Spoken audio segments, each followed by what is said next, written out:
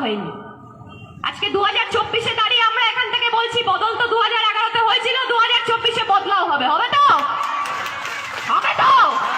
মমতা বন্দ্যোপাধ্যায়ের দিকে যদি আঙ্গুল কেউ তোলে, সেই আঙ্গুল কিভাবে নামাতে হয় আমরা খুব ভালো জানি। আমরা শান্ত আছি, কিন্তু আমরা দুর্বল নই।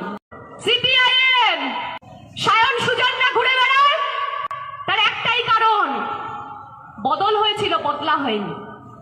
আজকে 2024-এ দাঁড়িয়ে আমরা এখান থেকে বলছি বদল তো 2011-তে হয়েছিল, 2024-এ বদলাও হবে। হবে তো? হবে তো?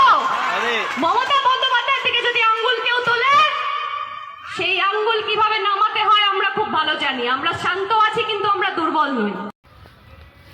এনার যা বক্তব্য, এনাকে কি টিএমসি নেত্রী বলবেন নাকি লেডি ডন বলবেন? কি বলবেন? টিএমসি নেত্রী লাভলি মৈত্র, আপনারা দেখলেন 2024-এ এটা ভাষণ মেরেছিলেন, এবং কিভাবে বলছেন যে সায়ন সুজনরা ঘুরে বেড়ায়। কারণ এটাই, 2011-তে বদল হয়েছে, বদলা হয়নি, এবং 2024-এ এরা বদলা নেবেন। কে বলছেন? তৃণমূল নেত্রী লাভলি মৈত্র। ভাবুন। আর মমতা ব্যানার্জির দিকে যদি কোনো আঙ্গুল উঠে, সেই আঙ্গুল ভেঙে দেওয়া হবে। কি বলবেন দর্শক? মানে অনেক নেতাদের দেখেছি তাবড় তাবড় ভাষণ মেরেছেন, বিষাক্ত ভাষণ মেরেছেন। তো তৃণমূলের দলটা না জয়েন করার পরে কিছু নেত্রীরও এতটা সিনা চওড়া হয়ে গিয়েছিল, তারাও এই ভাষায় আক্রমণ করেছে। এবং এটা তো সিপিআইএমের সায়ন এবং সুজনের কথা বললাম, কিন্তু শুধু সায়ন সুজন নয়, এই লাভলি মৈত্রর একাধিক ভিডিও আছে, আপনারা দেখবেন যে কীভাবে লাভলি মৈত্র ওনার বক্তব্যে হিংসাত্মক ভাষণ দিয়েছিলেন, থ্রেট দিয়েছিলেন যারা বিজেপি করেন তাদেরকেও। তো আবার বলছেন যে আমরা বসে আছি বলে আমরা দুর্বল নই, কিন্তু এর মধ্যেই দেখা গেছে যে তৃণমূলের একাধিক নেতা বিজেপি নেতৃত্বের ওপর কীভাবে তারা হামলা করেছিল। মানে আমি তো বলবো যে বুথ লেভেলের কোনো কর্মীকে মানে এতটাই এরা ভয় দেখাতো যে তারা সোজাসুজিভাবে যে সাধারণ 8-10টা মানুষের মতো এলাকা ঘুরবেন, প্রচার করবেন, এই কাজকর্ম করতে পারতেন না। তো কি বলবেন এখন?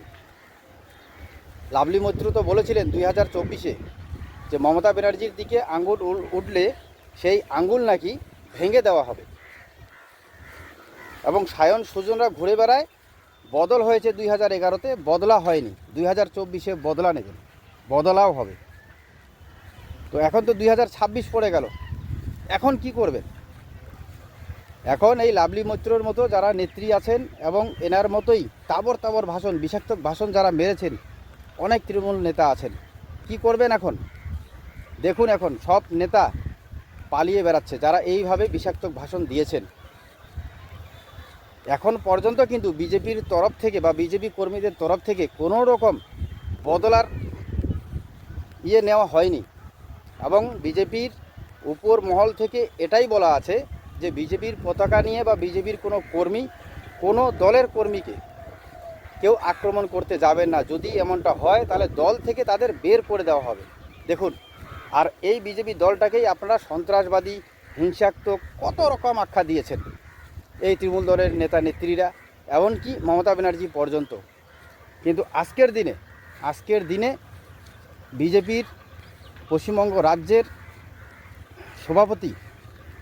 সভাপতি শ্রমিক ভট্টাচ তিনি পরিষ্কার জানিয়ে দিচ্ছেন যে বিজেপির পতাকা হাতে নিয়ে কেউ যদি কোনো রকম অত্যাচার করেন, বা টিএমসি হোক, সিপিএম হোক, কোনো নেতা বা কোনো বুথ লেভেলের কর্মীদের উপর কেউ যদি বাড়িঘর ভাঙচুর বা পার্টি অফিস দখল করেন, তাহলে তাদেরকে আমরা বিজেপিতে রাখবো না, বিজেপির তরফ থেকে তাদেরকে বের করে দেওয়া হবে।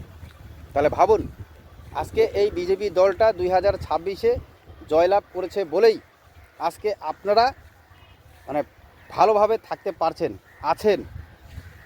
কিন্তু এটা আমি বাংলার সাধারণ জনগণকে প্রশ্ন করতে চাই, কিন্তু আজকের দিনে এই 2026-এ যদি এই তৃণমূল দলটাই জিতত, তাহলে আপনারা বলবেন, আমার প্রশ্ন, যে বিজেপি কর্মী হোক বা এই সিপিআইএম কর্মী যারা আছেন, তারা কি ভালোভাবে যেমন করে এখন পর্যন্ত এই তৃণমূল নেতা নেত্রীরা বেড়াচ্ছেন, বেড়াতে পারতেন আদৌ? আমি তো পরিষ্কার বলছি, বেড়াতে পারতো না, ক্লিয়ার, একদম বেড়াতে পারতো না। কারণ এরা ভোটের আগে যেভাবে হিংসাত্মক ভাষণ দিয়েছিল, এক নেতা বলছিলেন যে যারা তৃণমূলকে ভোট দেবে না তারা বউ বাচ্চা নিয়ে এলাকা ছাড়া হয়ে যাও, 4 তারিখের পরে আসবে। কেউ বলছেন যে সরকারি প্রকল্প সমস্ত কিছু নাকি বন্ধ করে দেওয়া হবে। আর অভিষেক বন্দ্যোপাধ্যায় তিনি নিজে বলেছিলেন যে বেলা 12টার পর 4 তারিখ সন্ধ্যা হতে হবে না, শুধু 12টার পর ডিজের সুরে রবীন্দ্রসঙ্গীত বাজবে।